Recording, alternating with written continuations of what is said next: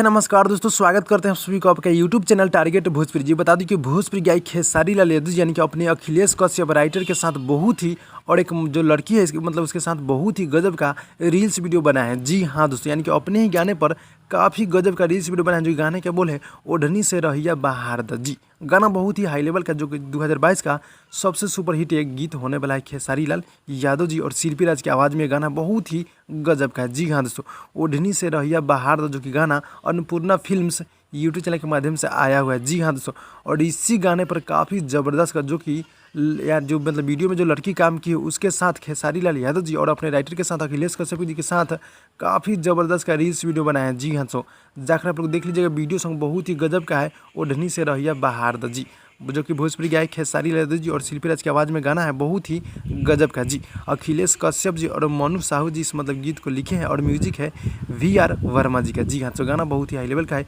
इसी गाने पर रील्स वीडियो बनाया, जो कि रील्स वीडियो के बारे में क्या रहा है आप लोग नीचे कमेंट में कमेंट कर दीजिएगा। जी हाँ दोस्तों, तो भाई लोग इसी तरह का अपडेट पाने के लिए हमारे चैनल को आप लोग सब्सक्राइब करके नोटिफिकेशन बेल आइकन को आप लोग ऑल पे कर दीजिएगा। तो भाई लोग मिलते हैं अगली वीडियो में, तब तक के लिए धन्यवाद दोस्तों।